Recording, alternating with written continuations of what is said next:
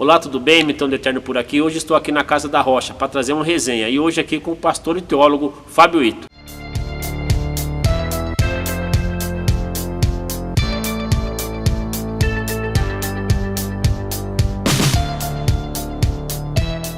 Então, se apresenta aí pra gente, aí se apresenta pro pessoal aí. Quem é o Fábio Legal. Ito?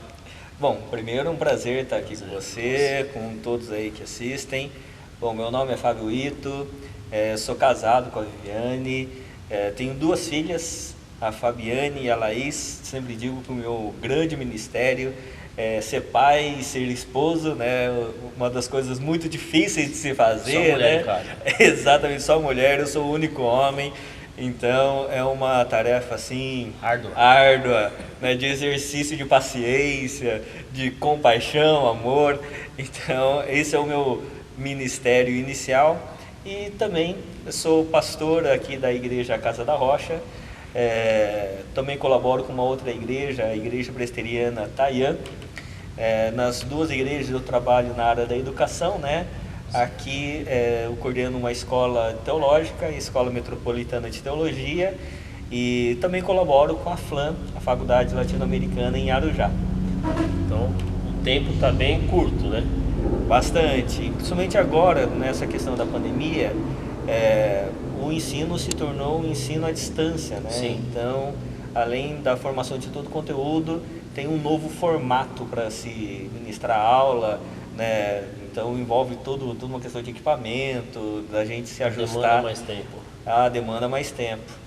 O senhor falou que o senhor está aqui na Casa da Rocha, o senhor também apoia outra igreja, a Igreja Presbiteriana. Isso. E como é que é lidar? Muda muito, que eu falo assim, questão de doutrina, em questão de usos e costumes, ou não? Muda várias coisas, são perfis diferentes. Certo. A Igreja Casa da Rocha é uma igreja contemporânea, é uma igreja que é mais jovial, né? Ela é liderada pelo pastor Zé Bruno, que é um artista, né? Sim. É um músico. Então a igreja toda respira muito arte, muita juventude, né? Então é uma igreja muito criativa. E a igreja que eu colaboro também, a Igreja Presbiteriana Taiwan, né? É Taiwan, né? Presbiteriana? Presbiteriana. Presbiteriana. Então ela é taiwanesa, ela é uma igreja étnica. É uma igreja que a primeira geração plantou, a igreja cresceu, mas agora é necessário um trabalho para passar para a segunda geração. E o meu trabalho lá é preparar essa outra geração, um grupo de jovens, para assumir a igreja. Então, uma igreja ela é oriental e a outra igreja, a Casa da Rocha aqui, ela é uma igreja mais multicultural. O Ocidente, né? O Oriente. Exatamente. E dá para jogar alguma coisa da cultura daqui, lá, trazer de lá para cá? Uma das belezas do Evangelho é que o Evangelho não tem raça. Verdade. O Evangelho é para todas as culturas. Como diz o René Padilha, a beleza do Evangelho é ser heterogênico, né? E qual é o grande milagre do Evangelho? É aproximar o rico do pobre, o negro do branco, o que é estudado com o que não é estudado, e todos começam a conversar uma mesma linguagem, a linguagem do Evangelho, a linguagem da graça. Então, quando o Evangelho aproxima os polos, aproxima os diferentes, você sabe que ali está acontecendo milagres. Com certeza. Porque o que as pessoas querem é ficar com os seus. Quando as pessoas se abrem, não, eu quero ficar com o diferente. Sim. Eu quero ficar com a pessoa que me traz desconforto às vezes. Então você sabe que aquela atitude é por amor, é fruto do Evangelho que está gerando um fruto ali. Verdade. Eu vou fazer uma perguntinha aqui que eu sempre faço. Pedir para o senhor citar uma das parábolas de Jesus, uma que seja a parábola que mexe mais com o senhor. Uma das parábolas para mim, uma das mais incríveis é a parábola do bom samaritano. Né? É excepcional, porque a parábola do samaritano é uma resposta de Jesus aos religiosos da época, que queriam colocar Jesus em xeque, né? Com a questão, né, do reino de Deus. E Jesus faz a declaração, né, do que é a essência do Evangelho, que é o amor, né? Então, para mim, a parábola do bom samaritano é a parábola para os nossos dias. As nossas igrejas precisam ser igrejas de bons samaritanos, pessoas que olham para a necessidade do outro e se tornam a resposta para a necessidade do outro. Eu vi um vídeo essa semana do Ed René, que ele falava, no final ele falava isso, que o que o mundo precisa é de bons samaritanos. E falando de bom samaritano, falando de igreja, como o senhor, como pastor, sou um pastor de renome, trabalho na área de educação, como o senhor vê o trabalho da bancada evangélica, que nós temos assim, supostamente chamada, o senhor vê o trabalho dessa bancada evangélica, o senhor vê esse trabalho fluir? Eu olho o trabalho da bancada evangélica com muita tristeza e Também. muita indignação, porque na realidade a igreja do Senhor Jesus não precisa ter uma bancada política, ela precisa ter uma bancada de profetas, de homens e mulheres que denunciam o erro daqueles que são poderosos. Sim. E que estão ganhando dinheiro em detrimento da pobreza. Então, o que nós precisamos não é de ter políticos evangélicos, mas de ter uma igreja profética, que denuncia o erro, denuncia a corrupção, que não se assenta com o rei, que olha para os poderes e para os poderosos e não se encante com o poder, mas viva como Jesus viveu, negando o banquete com o rei e ao lado daqueles que mais necessitam. É impressionante a gente olhar para o ministério de Jesus, porque se tinha alguém que poderia ter poder nas 4 esferas da humanidade, né, que é o poder econômico, religioso, político e militar, né, quem poderia unir esses 4 poderes para si era Jesus. Sim. Jesus simplesmente abre mão desses poderes para manifestar todo o amor, e ele diz, né, que a grande comissão dele era curar os enfermos, dar liberdade aos cativos e proclamar o ano aceitável do Senhor. Então, para mim, eu olho com muita tristeza a atuação da bancada evangélica, que muitas vezes fica ao lado do poder e não ao lado das pessoas. Então, nós temos, infelizmente, lá muitos líderes fazem parte dessa tal bancada. Temos hoje ministro, inclusive, que é evangélico, mas então esse povo evangélico cada vez menos se parece com Jesus? É difícil a gente generalizar, né? Mas eu creio que a igreja não precisa de uma bancada evangélica. Ela precisa de homens de caráter, homens e mulheres com honra. Então, o que eu penso é que tem políticos com honra, políticos que honram o nome de Jesus.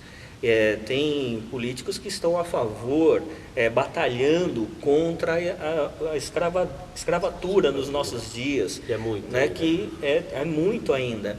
Você vê políticos que estão a favor, né, militando para formar uma atuação contra a fome, contra a pobreza. Tem políticos muito honrados. Mas a questão que me inquieta é quando um político quer usar um grupo de pessoas, sim, e se autodenominar representante dos evangélicos para agregar votos, sim, e para assumir o poder. Uma diferença para a gente saber se é um bom ou um mau político é qual é o objetivo dele, se é o poder ou o serviço.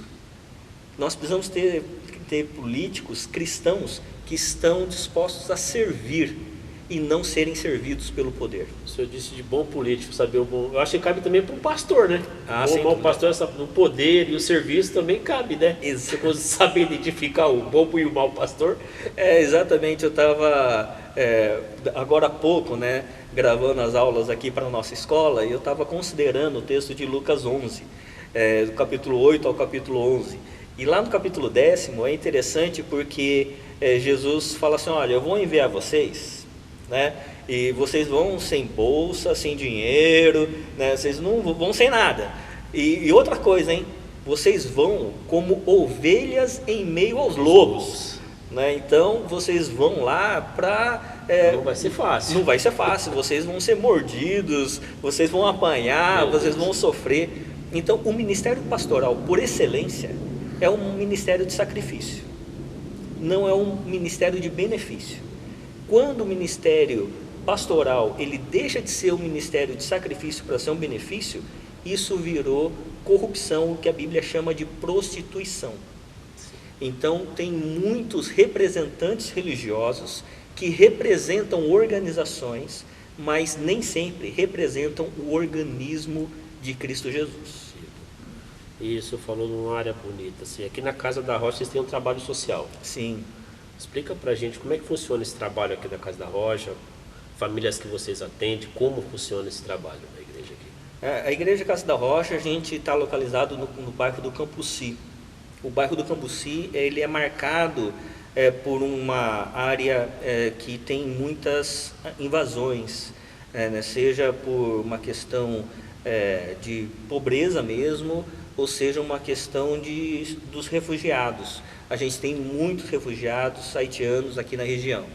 E nós temos um trabalho relativamente grande aqui, chamado Cultivar, um trabalho social que é liderado por um pastor chamado Pedro. E a gente teve um grande desafio, um desafio que foi maior do que a gente nessa época da pandemia, porque o nosso projeto social, a gente atendia em torno de 105 a 110 famílias antes da pandemia. Quando veio a pandemia, saltou para mais de 1.000. E a gente não tinha recurso para isso. Mas a igreja tomou uma decisão, a comunidade dos pastores tomou uma decisão de que a gente ia partilhar tudo que a gente tinha, até acabar. Meu Deus. A gente falou assim, o que a gente precisa fazer? A igreja de Atos. E Deus deu graça para a gente, isso a gente sempre diz que é um milagre, isso não vem de nós, é uma ação totalmente da graça divina, de que nessa época de pandemia, onde as pessoas estão passando dificuldade financeira, a gente conseguiu atender mais de 1.500 famílias por mês. 1.500 famílias. Então, e a gente colabora com outras organizações, como do Paulo Capelletti, que a gente traz no coração, uma pessoa que a gente ama e admira muito. Em breve quero fazer uma resenha com ele também. Não, e é uma pessoa que é muito rica, né? Rica no sentido de virtude de Deus. Sim. E sempre é muito bom estar com ele. Então, e Deus deu essa graça para a gente e que nos surpreendeu. Na realidade, faltava a fé para a gente.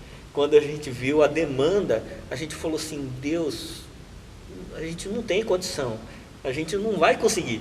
E a gente falava, olha, não vai dar, né? Como é que a gente vai conseguir atender 1.500 famílias, né? E a gente sem dinheiro, né? Não tinha condição.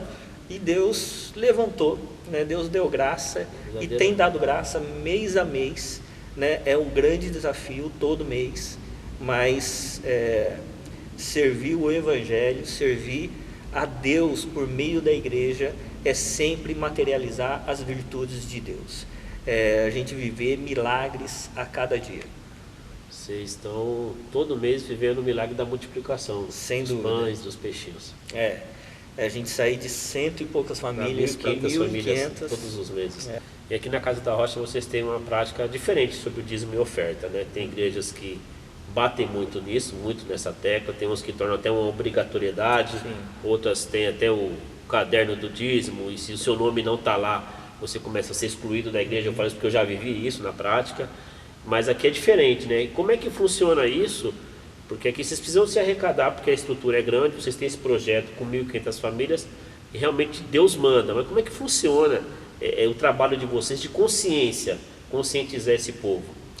Legal. Aqui nós somos em 4 pastores. O líder é o pastor Zé Bruno, tem o pastor Wagner, que cuida da capelania, da oração, o pastor Pedro, que cuida da ação social e da juventude, e eu que cuido da educação teológica. Em 2018, a gente conversando e vendo a situação das igrejas e como as igrejas são vistas, né, com relação a essa questão dos dízimos e ofertas, e olhando também para o texto bíblico, a gente entendeu que era hora da gente tomar uma atitude com relação a isso, a viver de fato pela fé. Se nós falamos para o nosso povo viver pela fé, nós precisaríamos dar o exemplo.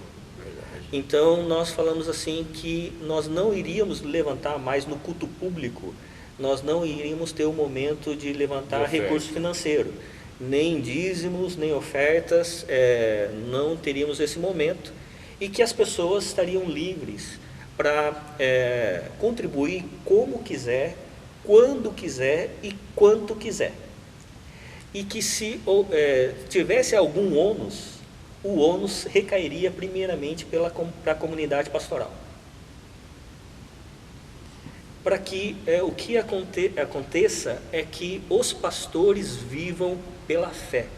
Da mesma maneira como eles pregam para o povo viver pela fé, a gente viver pela fé como exemplo para o povo. Então, a gente vive daquilo que Deus nos dá. E uma das coisas muito interessantes e que alegra muito o nosso coração é que quando você fica falando, contribua, precisa disso, precisa daquilo, talvez a igreja arrecade.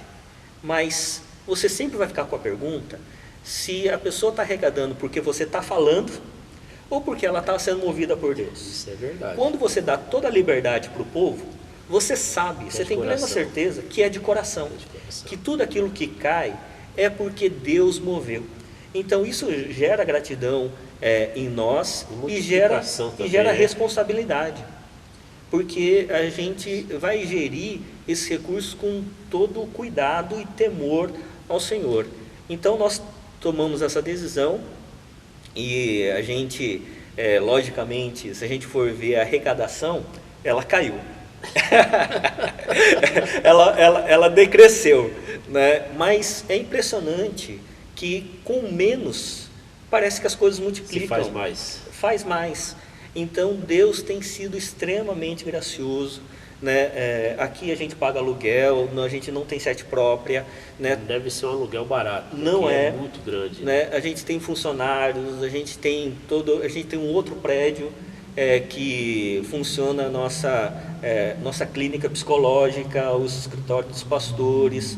Então é um outro lugar aqui perto, porque a gente tem uma clínica psicológica para ajudar também as pessoas nas suas dificuldades. Ou essa clínica de comunidade? Primeiramente para os membros, certo, e também para outras pessoas por indicação.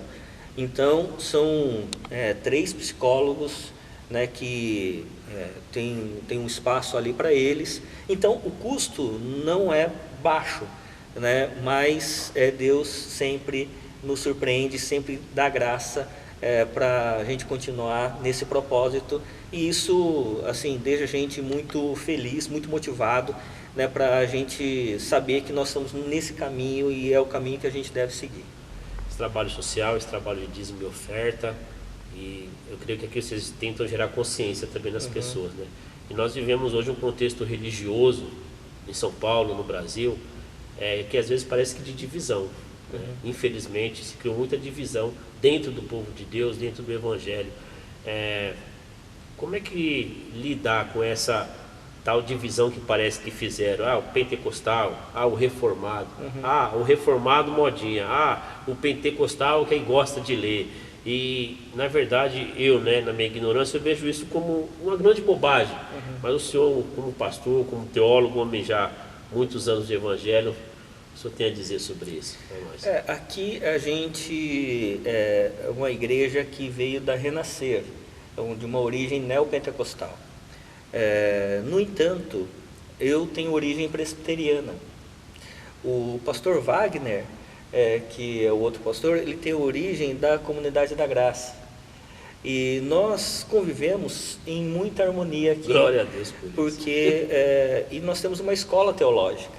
Então, uma das perguntas que as pessoas sempre fazem é qual é a nossa linha teológica. E a gente sempre diz que a nossa linha é bíblica. A gente procura ser o mais bíblico possível. Então, o que acontece é que, às vezes, as pessoas querem formar grupos. Sim. Né? Eu sou calvinista, eu sou arminiano, eu sou presbiteriano, eu sou batista.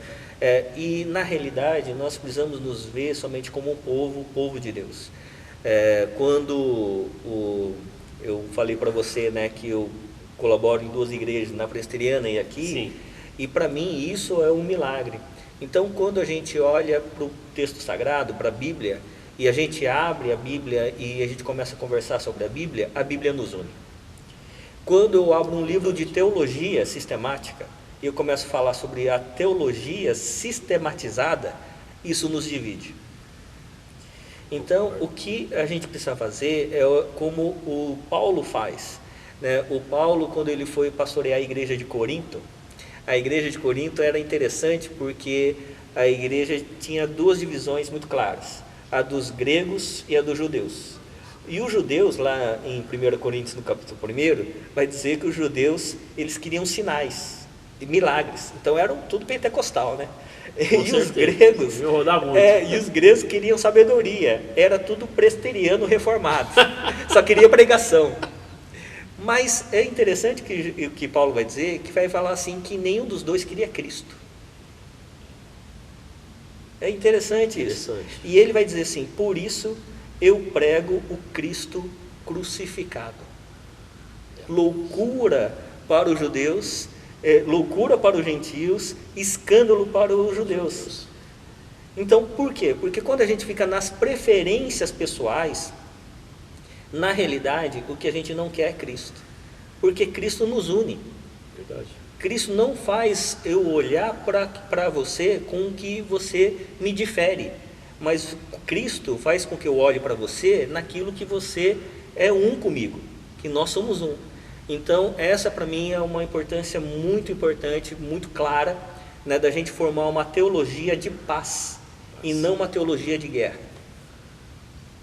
Que essa teologia ela possa se expandir, né? Eu torço para que isso aconteça. Eu queria que o senhor desse aqui, falasse, o senhor é um homem de leitura, falasse aí 3 livros aí que marcou a vida do senhor, que o senhor pode indicar para quem estiver vendo o vídeo aqui. Lê esse livro que esse aqui legal. Eu indico. Eu tenho um canal no YouTube também chamado já fala aí pra gente. Caminhos do Evangelho, né? Aí, ó, Caminhos do Evangelho, pastor Fábio Ito, e nesse canal eu tenho uma playlist que eu tenho indicações de livros. Então sempre falo de livros, comento autores e títulos que marcaram a minha jornada, né? Um primeiro livro que eu posso dizer que foi extremamente importante na minha vida foi um livro chamado Verdade Absoluta, de uma mulher, a Nancy Pearcey. Verdade Absoluta é muito importante para mostrar, numa época onde tudo é relativizado, qual é a base do nosso saber e como que nós sabemos que sabemos.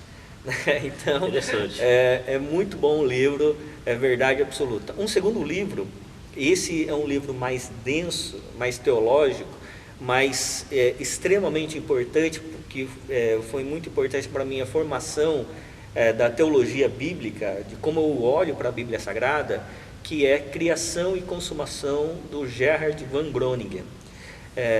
Esse livro ele é extremamente importante porque ele vai mostrar que Gênesis tem tudo a ver com Apocalipse. Isso você só vai entender Apocalipse se você entender Gênesis.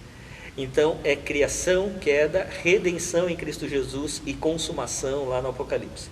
A Bíblia ela é organizada de forma una, né, por um Deus inteligente que quer mostrar todo o seu amor ao revelar a Escritura Sagrada. Essa leitura é extraordinária. O problema é que é um livro um pouco grosso, tem 600 e poucas páginas, numa linguagem mais teológica, então, mas é um livro muito bom. E um terceiro livro, esse livro para todo mundo que quer se envolver em missão, eu indico esse livro, Missão Transformadora, do David Bosch. É um livro também um pouco mais de 500 páginas, né? Mas é um livraço, assim, Missão Transformadora, do David Bosch. Ele vai trabalhar o texto bíblico e mostrando a realidade da missão, ele vai traçar um panorama histórico também da missão. É um livro assim, imprescindível para quem quer trabalhar com missiologia, com missão, com atuação missional na igreja. Como o senhor vê a igreja brasileira em missão? O senhor vê assim, o papel da igreja brasileira missionária? O que eu falo por mim, às vezes eu vejo muito que as pessoas estudam para fazer missão, mas para irem para fora, e muitas vezes vão para fora, mas deixa na sua comunidade um legado, um vazio de Cristo, deixam um vazio de evangelho. E hoje eu falo por mim, eu acho que nós temos, por exemplo, em São Paulo, que é uma grande cidade, uma metrópole, Nós temos um campo missionário muito grande e às vezes parece que falta missionários urbanos. Sim. Como o senhor vê isso? Isso é uma realidade. Eu creio que a igreja ela falha por um fator que precede o envio do missionário, que é a preparação dele. Teve uma época que a gente valorizava mais a educação teológica. A Bíblia ela tem uma pedagogia importante, que a Bíblia é uma informação, é um conteúdo, é uma informação que gera uma formação de caráter para uma transformação. Então, é uma informação que muda a nossa mente, é uma formação que forma o nosso coração e uma transformação que muda a realidade. O que acontece é que muita gente quer transformar a realidade sem a informação e a formação. É por isso que você vê muita gente ingressando em missões, ingressando em ações de transformação, mas muitas vezes levada pela emoção e não pela formação. E o que acontece é que as pessoas vão despreparadas e se machucam nesse processo. Eu concordo com você que a gente tem uma carência de missionários públicos, missionários urbanos, né? Quando a gente olha para a nossa realidade, é impossível a gente não deixar de se sensibilizar com a pobreza que nos cerca, com as dificuldades existenciais, com a violência contra a mulher, com a quantidade de meninas sendo violentadas dia a dia à nossa volta. Não tem como a gente ficar tranquilo nos nossos púlpitos, nas nossas igrejas, e não preparar o nosso povo para ser missionário. Então, para mim, o que acontece é que muitas pessoas querem formar 1 ou 2 missionários para cada igreja, sendo que a igreja toda deveria ser missional. Cada um dentro da sua vocação, descobrindo a forma como vai servir mais e melhor o Senhor. Por isso que, para mim, a igreja tem que ser uma escola. A igreja tem que formar as pessoas na Escritura Sagrada. A igreja ela tem que formar as pessoas não na sua religião, mas formar as pessoas na sua transformação de vida, para que elas vivam para o Senhor e não vivam mais para si mesmas. Esse é o problema. Então, o que acontece é que muitas igrejas fala-se do Evangelho, mas as pessoas continuam egoístas como sempre foram. As pessoas ouvem do Evangelho como informação, mas não geram uma formação de caráter e nem uma transformação da realidade. Fica só na informação. O que a gente precisa fazer é ensinar o Evangelho de tal forma para que essa informação gere uma formação e transformação. Isso é um trabalho difícil, eu creio, porque a gente vê muito, até acho que muitas escolas proféticas, escolas teológicas, mas formando pessoas, eu vou falar assim, no cabresto, né? Então, é que nem o senhor citou antes, formando grupos, em vez de formar vinde a mim os filhos de meu pai, não, está formando grupos, né? Grupo de A, grupo B, grupo C, e realmente o povo que necessita fica sem. Vou fazer aqui um bate-pronto com o senhor aqui, eu vou falar, e o senhor responde aí. É clichê, mas eu tenho que começar. Jesus. Jesus é o Senhor da minha vida, é a razão da minha existência. Jesus é aquele que me tirou da lama, do pecado, aquele que me deu motivo para acordar, para viver, e espero encontrá-lo na glória. Família. Família para mim é o lugar, o ambiente para mim mais difícil de se viver o Evangelho, porque as pessoas nos conhecem como a gente é, mas o lugar mais prazeroso e incrível de se viver o Evangelho ao mesmo tempo, porque é o lugar da autenticidade, é o lugar onde as pessoas te conhecem e que as pessoas estão lá unidas, né, porque se amam de fato. Na sua vida particular, assim, referência? Eu tenho várias referências, né? Uma delas é o Mauro, o pastor Mauro, que a gente conhece, porque tem pessoas que você admira, né, porque estudaram bastante, né, se empenharam, e você admira o conhecimento que elas têm. Outras pessoas, você admira os dons que ela tem, né, a performance que ela tem, mas há outras pessoas que você admira pelo coração que elas têm. O Mauro é uma dessas pessoas que a gente teve o privilégio, o prazer de caminhar juntos, né? E o pastor Mauro, né? Ele é uma pessoa que ele tem um discernimento espiritual. Tem muita gente que tem conhecimento teológico. Sim. Outras pessoas têm discernimento espiritual muito apurado. Então, o Mauro é uma dessas pessoas. Eu tive o prazer de conviver, né? E hoje eu convivo com ele, pastor da igreja qual eu congrego, e realmente é uma escola viva, a gente aprende todo dia com ele. Um esporte.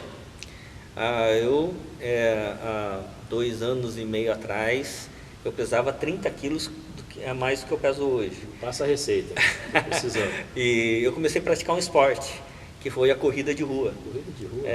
Então, comecei a treinar, né, e falei assim, preciso dar um jeito, preciso emagrecer, e aí eu coloquei um tênis, falei assim, vou correr.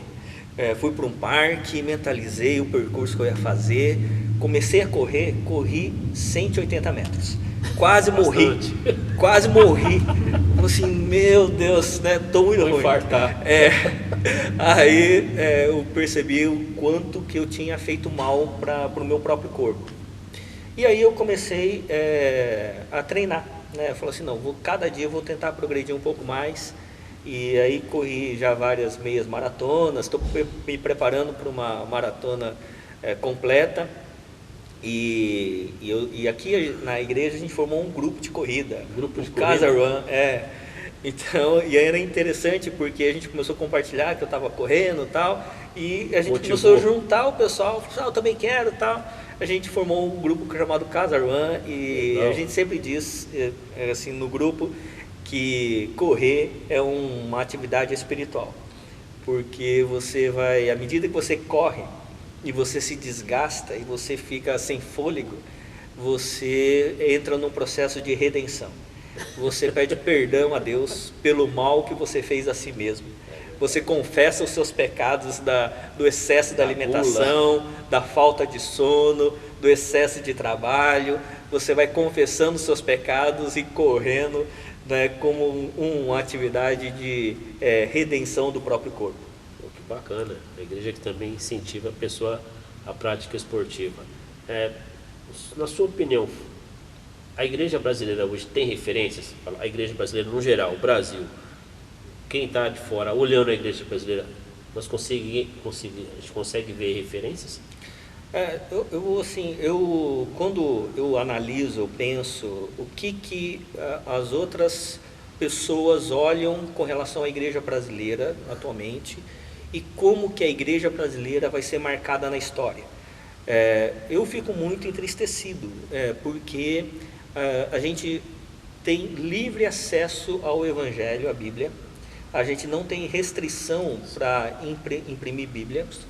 A gente imprime anualmente mais Bíblias do que a população brasileira. A gente também tem livre acesso a culto, né?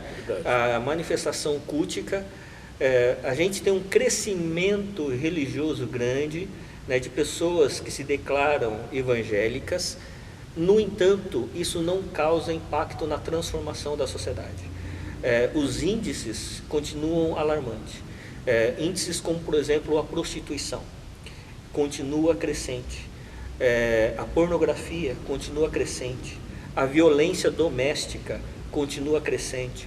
Isso mostrando que, apesar do crescimento religioso, da migração religiosa, isso não tem causado uma transformação na vida das pessoas, e que aconteceu, né, em outros lugares na história, como, por exemplo, na Inglaterra, com John Wesley e a formação dos metodistas, né, quando isso transformou de fato a sociedade, né, o fato deles crerem em Cristo Jesus causou um impacto, né, em todas as áreas da sociedade, o que nós não temos visto no Brasil.